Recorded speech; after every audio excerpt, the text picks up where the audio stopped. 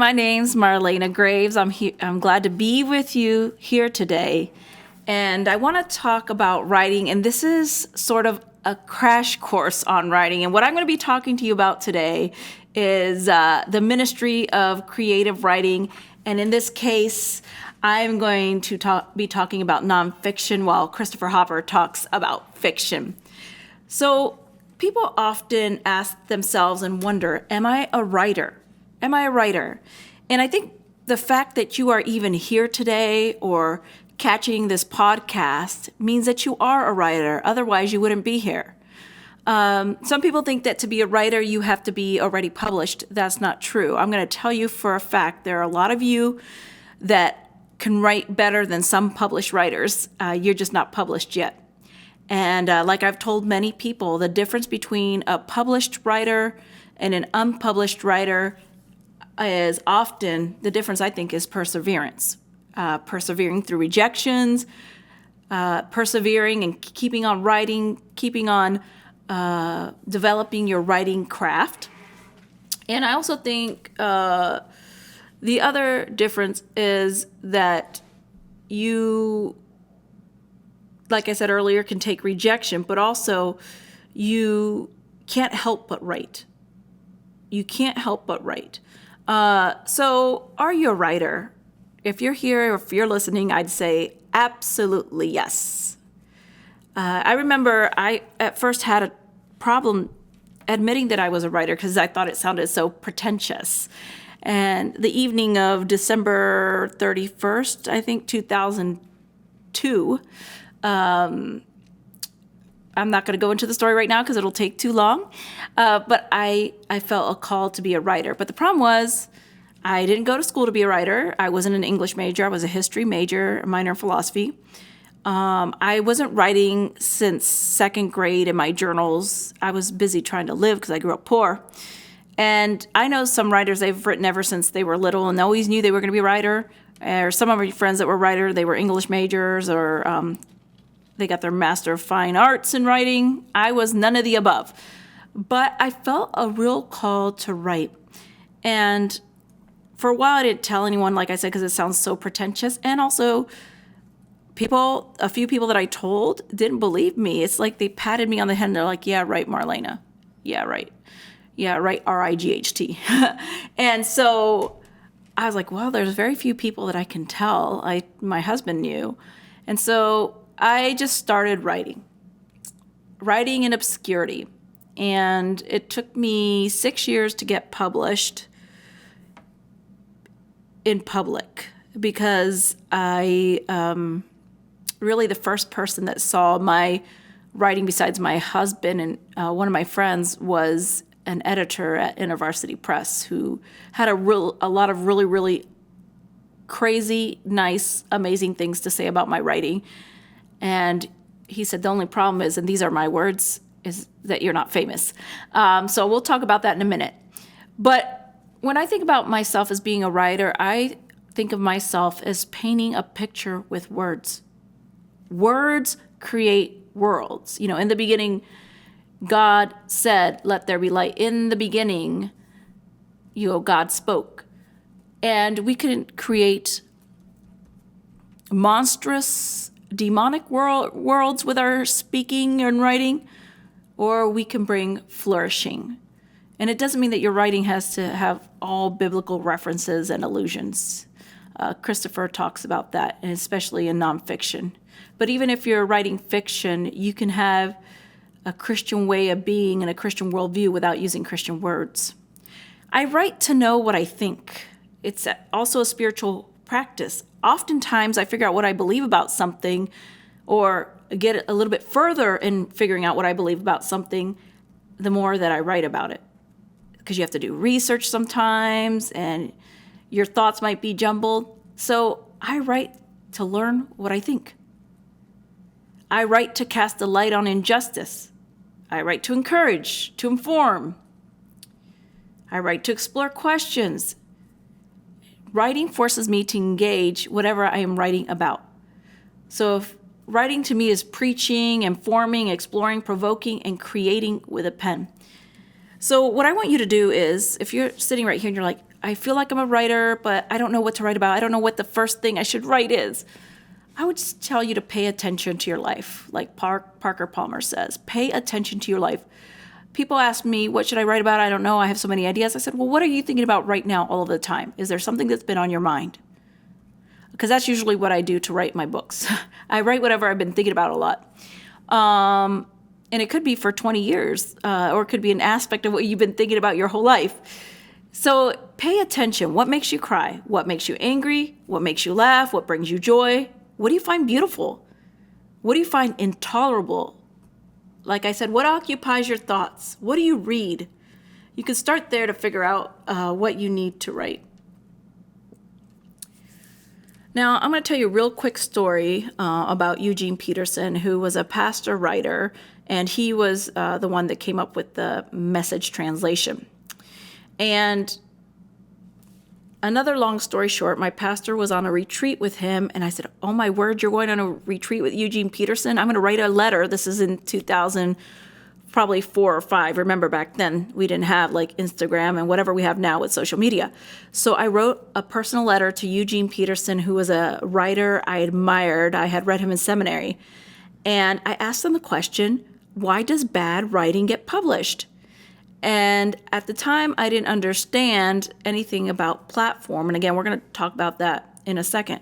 But there are a few reasons. One is that you could be a famous person and you can't write at all, or have ghostwriters for you, or like a pastor of a megachurch and someone writes out your sermons, or you're not that good of a writer, but you can sell thousands of books in your church or from your podcast or whatever. You have a way to get that book out into the world, either because of your name or what you do. So you could be a bad writer writing about a popular topic, but still get published. And he said something along those lines to me. In fact, he said, and I know some people disagree with this, but he said he thinks the better writer a person is, the less likely they are to get published or be, that sounds really depressing to you. I should say the less likely they are to, sell millions.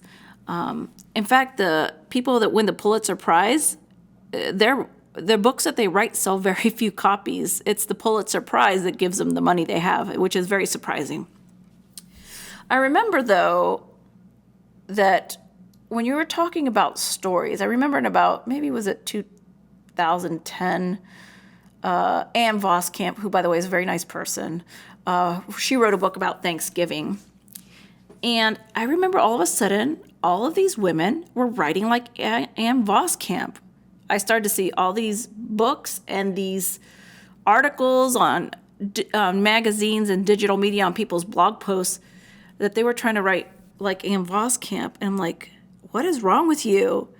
But they figured Ann Voskamp had sold so many books. And some editors tell me it's because of the time it was. I mean, it has to be the right exact moment. But she sold, and I'm not diminishing her at all. Again, she's a very kind person. But I was just so annoyed that everyone was writing like Ann Voskamp. And I'm like, I'm not going to write like Ann Voskamp. I just can't. I don't. I'm not Ann Voskamp. I don't live on a farm in Canada by myself and write the way she writes. It's really her. And so people, I think they were trying to be popular by writing like her, and that soon fell away. Don't do that. Write in your own voice. Another reason that I write is because in about 2016, I started to get really kind of, after my first book came out, A Beautiful Disaster, I was like, well, I have nothing else to say, or I have things to say, but other people have said it, so why should I write about it? And so I'm like, why write anymore? Because other people have said what I'm going to say. And then I felt the Lord really clearly tell me that if I were to stop writing, I would be burying my talents. So I'm not writing, I mean, I'd like to make a great income on my writing, but I'm not writing to become rich. I'm not writing to become famous. I'm writing to broadcast what I believe is goodness, truth, and beauty, and leave that on the earth, and also maybe some wisdom. Because the Lord told me, if you stop writing, you're going to bury your talents. I see my writing as an extension of maybe my classroom or anytime on the radio or podcast. To me, they're all the same. They're just different venues to communicate.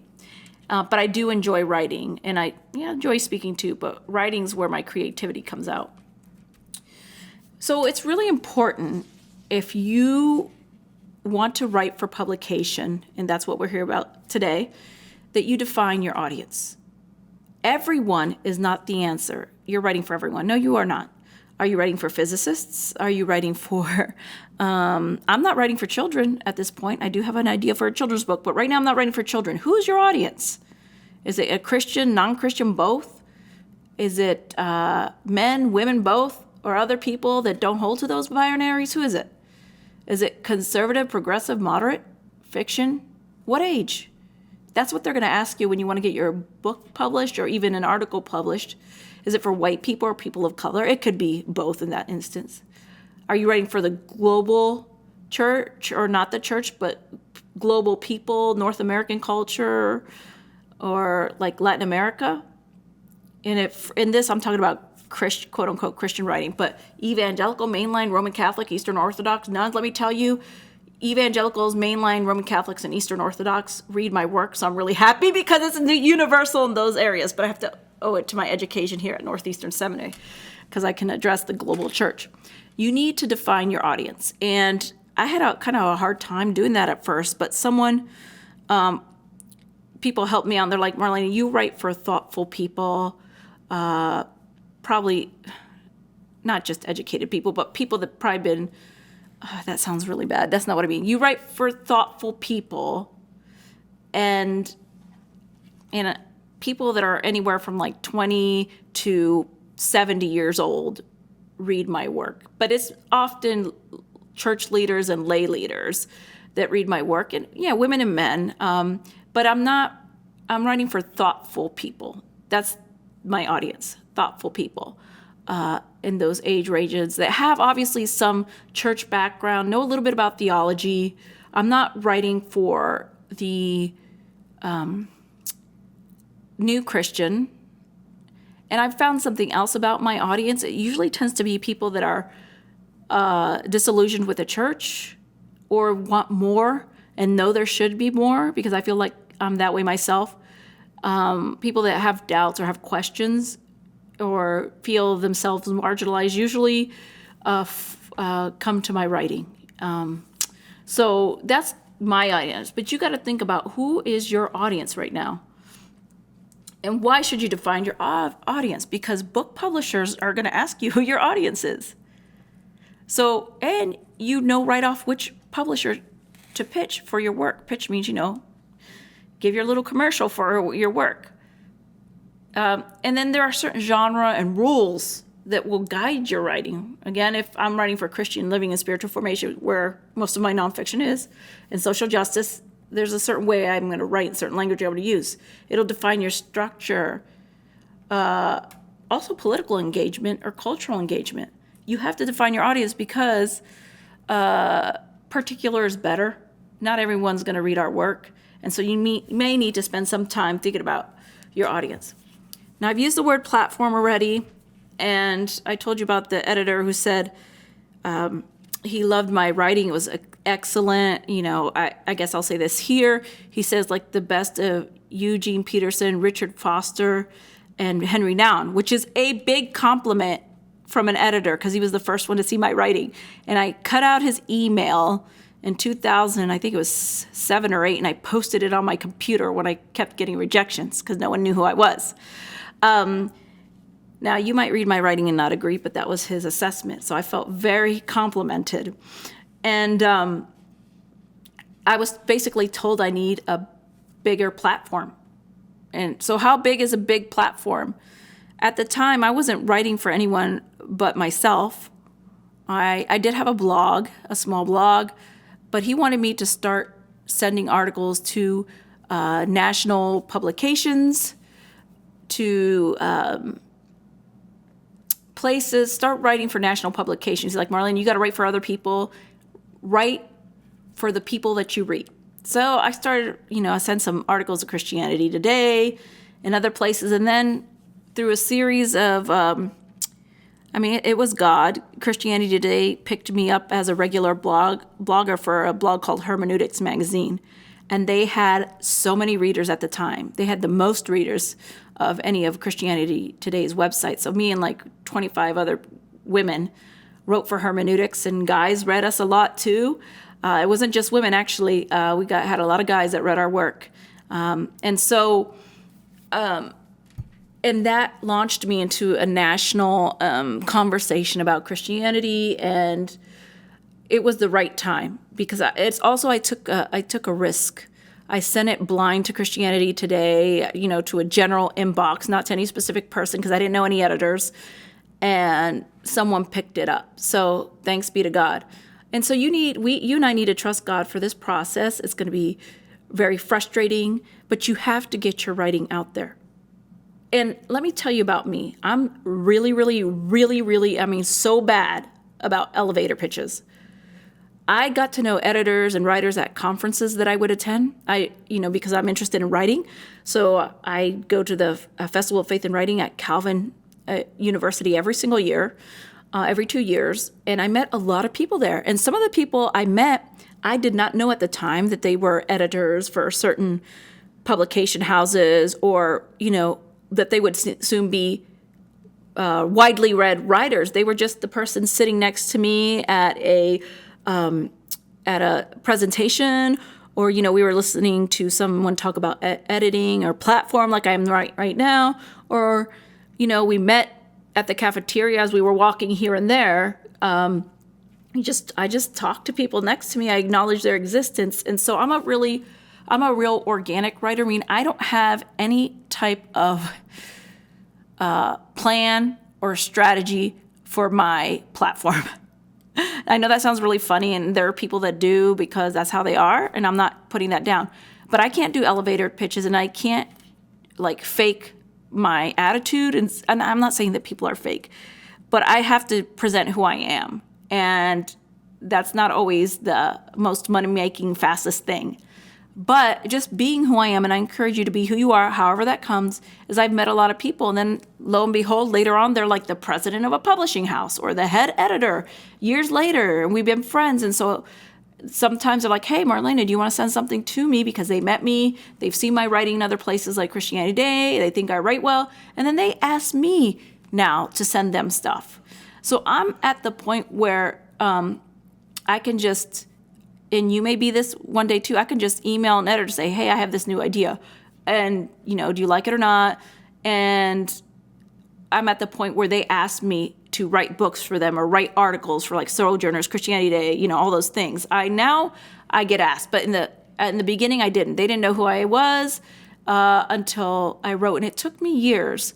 So you might be an amazing person with social media and stuff like that and platform. Please do not take away from this that I'm telling you to be organic. But I go through relationships, and sometimes I guess maybe that's slower, but I don't strategize. I don't strategize that I'm going to go meet that other person so I could get a book. I just happen to be in places where writers and authors are, which are conferences, seminaries, places like that. So I would encourage you to be where writers and editors are, which is conferences like the Festival of Faith and Writing. Most of the writers I know said it's their favorite writing festival because it's so intelligent. So there's 2,000 people that go there, but it's just so top notch. The presenters that they have are amazing, and they're not all Christians. People from, Nobel or Pulitzer Prize winners, and just all sorts of people come there.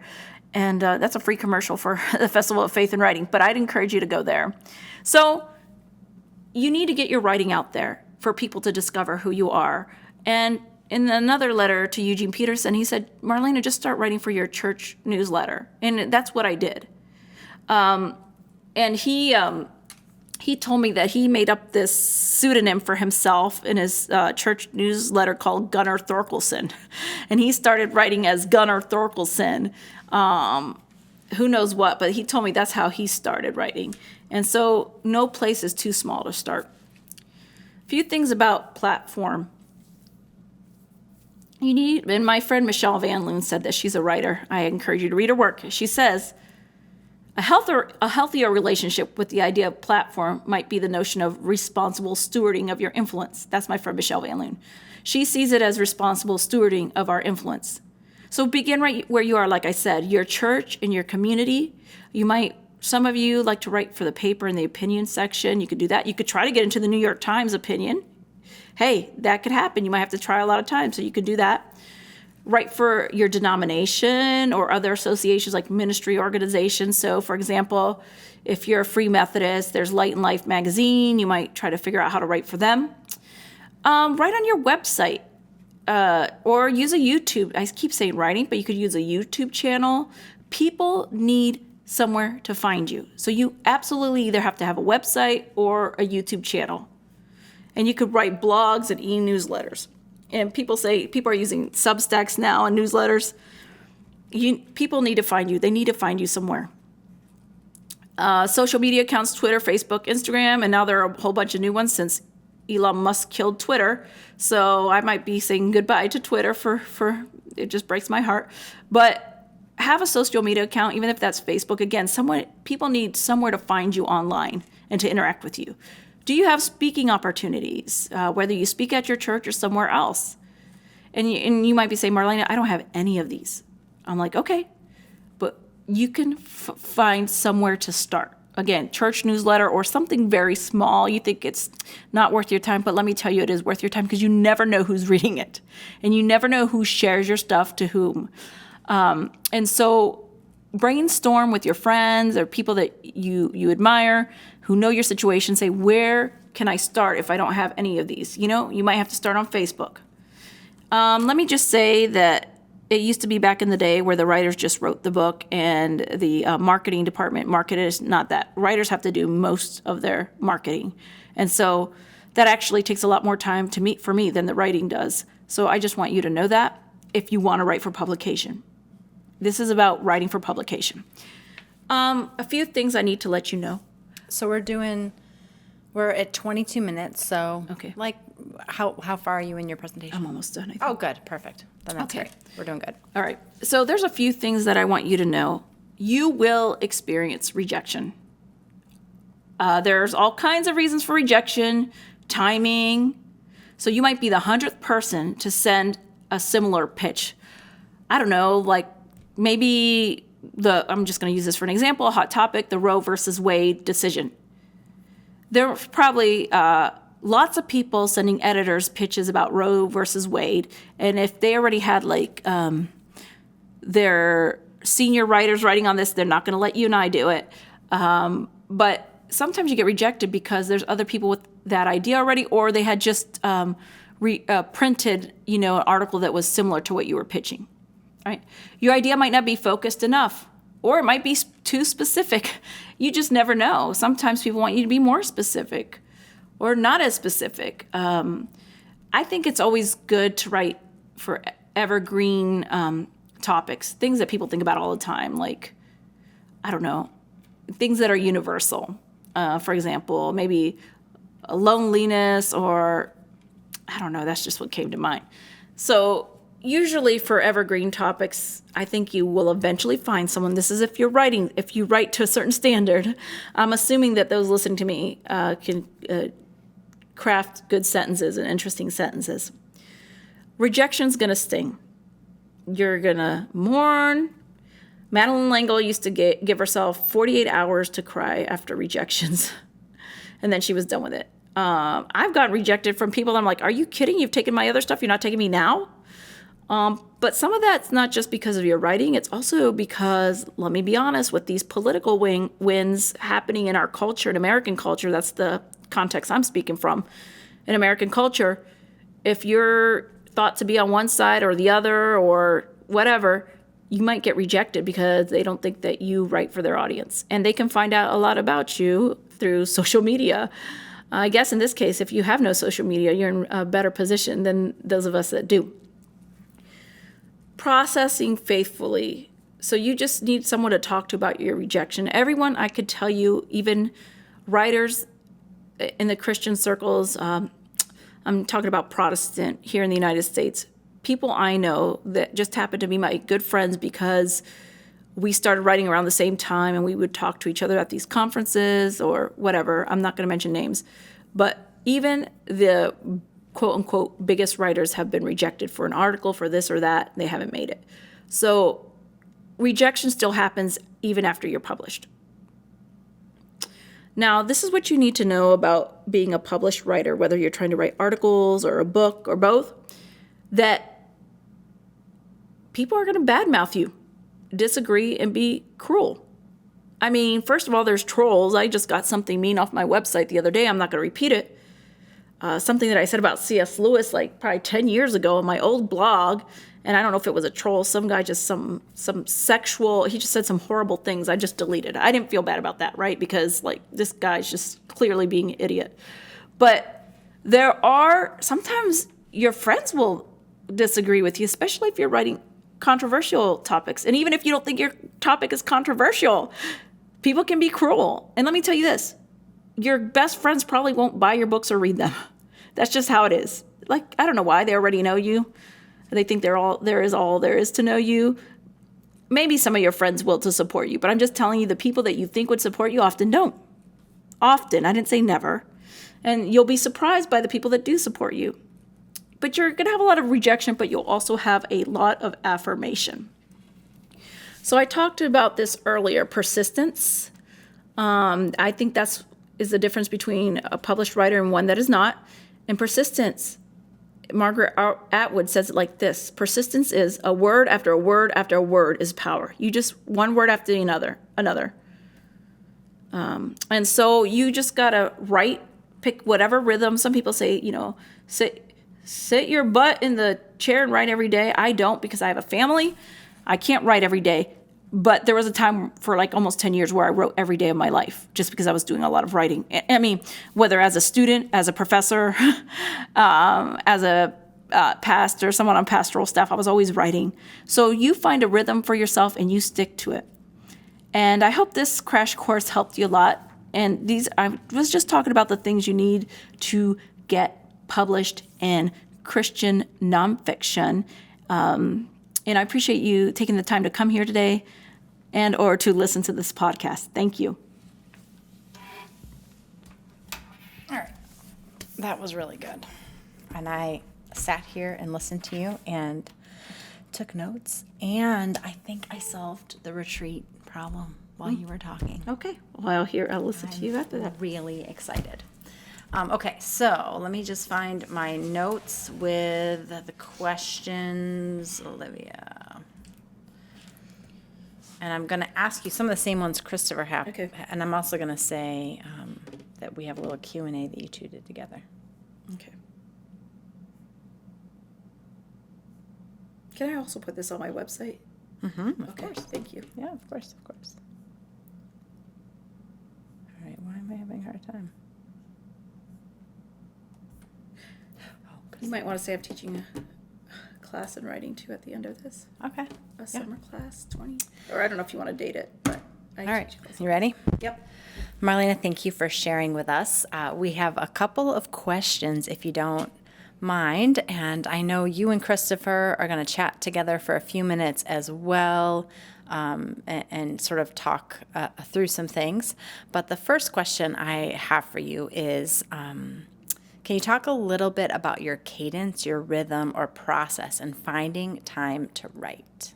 Yeah, I talked a little bit about that at the end of this presentation, but I wrote my first book, A Beautiful Disaster, Finding Hope in the Midst of Brokenness, on Friday nights when I was a resident director. I had one daughter. I had started writing before she was born, but she was 15 months old at the time. I was a resident director at a Christian school, and I knew that the kids went out on dates at night on Friday nights, and so I used that time to write. I wrote most of my first book, and then because my husband's a professor, the month of July in, I think it was 2013, I went to a coffee shop every single day in the month of July and finished up that same book. And so you're going to hear people tell you, you need to write every day. I think it helps you become a better writer and get into a rhythm of writing to write every day. But some of you are saying, I can't do that. And I mean, I wrote every day, like I said, for 10 years because I wanted to write. I had to write. I had a reason to write. Because I think I would have went crazy without writing. I had just had my daughter, then I had more daughters, and writing was an outlet for me. So I would say find what works for you, but then stick to it. But don't berate yourself if you're like, oh, I haven't written in 3 weeks. I'm an awful writer. Life happens. what matters, and like I said all throughout my presentation, is perseverance. Okay? That you keep picking up the pen metaphorically, because now I know we use computers, but maybe some of you will use the pen. I know some writers still write their books on, a yellow pad. And I can't think of the lady right now. She's a very, very famous writer that said that one time. Yeah, I go away on a weekend and I write on my yellow pad all day and night. And she does that, and then she transfers it, I assume. She does it. Maybe she has an assistant. She transfers it to a Word document, Microsoft Word document. So whatever it is that helps you write, you stick to it, And I think if you really want to do it, if you really want to become a published writer, which is the theme of this presentation, then you'll do it. You do stuff that you want to do, right? So I'm not going to tell you exactly, Rebecca, I don't know exactly what rhythm someone will have, but just try to be consistent as possible. So if you just want to write for a fact, this is how I was. I'm like, there's no way I'm going to get writing done Sunday through Thursday, because I have my own family. I'm a resident director, so I didn't even think about writing at all until Friday nights. So to me, it was like, okay, and I'm going to keep this date on Friday nights. So it was kind of gave me peace of mind, Some people wake up I think Christopher Hopper does this. He wakes up at real early in the morning and writes. I never do that. I don't write unless when I was in my PhD program. I think one time I wrote past midnight. My mind becomes a pumpkin after 12. So I might write till 11 o'clock or something. But I try any moment, even if you're at lunch. Okay, listen, you work in an office, you're at lunch, and you have a half hour. Can you write 10 minutes during that half hour 2 times a week? That's 20 minutes. I think what you're saying is know yourself and know what type of habits you need to form, right, in order to develop this skill. Yes, thank you for summarizing that. You got it. That's really good. Another question that we got was, how do you know when it's done enough to let it go? Yeah, for me, it's never done. Never, never, never, never. And I just have to let it go. Because even after I've turned my books in my final draft to the editors. They're like, these are the last changes, Marlena, you can make. That's it. It's going to publication. Too bad. And I'm like, a few weeks later, why didn't I say this? Why did I do this? Nothing you write is ever going to be perfect. And sometimes perfection is the enemy of actually getting anything done. If you're going to wait till your writing is perfect, then it's never going to be published. And I know some people like that. They're phenomenal writers, but it's not perfect, so they kind of stop. And so I know that when I send a book out into the world, that it's not going to be perfect. And sometimes not me that makes a mistake. Sometimes the editors miss a word or whatever, and I'm like, I know I wrote that. I didn't make that mistake. I didn't make that typo. They changed a word or did this or that or did it a way that I didn't want to. I mean, maybe sometimes it's my own mistake and something wasn't caught. Besides typos, I'm just saying every idea, every character, all of that can be further explored. And I guess if you want to explore it further, if you're writing creative nonfiction or you're writing fiction, then work it out in the next book. It's a great idea. Keep writing. Yeah. All right. Well, if someone wanted to start reading something of yours, what book would you suggest they start with? That's really, really hard for me because I started writing A Beautiful Disaster, which, by the way, I didn't name that. That's what the publishers wrote. I'm like, oh, you think my life was a beautiful disaster? Thanks. Finding Hope in the Midst of Brokenness. I took almost a decade to write that book because I'd been thinking about the themes in it. And, maybe start with that if you want to know who I am from the outset, but also The Way Up is Down. And I have another book coming out today. In fact, it's called Bearing God, Living a Christ-Formed Life in Uncharted Waters. That's the shortest one. If you want to read a really short book, read Bearing God. But to me, there was a change in my writing voice between Beautiful Disaster and The Way Up is Down. And it's for this reason. I mean, it took almost 10 years for me to write my first book, so I talk about perfection. I went back and back and back and back. I revised it so many times. I'm a crazy reviser when it comes to my writing as far as my books go. However, for The Way Up is Down, I wanted to make it as much more accessible, and I used kind of a different, like, my humor came into it more. And a lot of people say, yeah, it's a really fast read. Well, that was on purpose. And I've heard somewhere, it's really hard to make a book a fast read, a good book a fast read, but that was my intention with The Way Up is Down. Because someone said, an editor had read both, said that my Way Up is Down was a little bit more breezy than A Beautiful Disaster. Beautiful Disaster is really, really good. It's a favorite book of some people. And The Way Up is Down is, again, to me, it's a little bit, not lighter, I can't even think of the word. So it kind of depends what you want, you know? All right, I love that. Yeah. So I've got an idea for a book.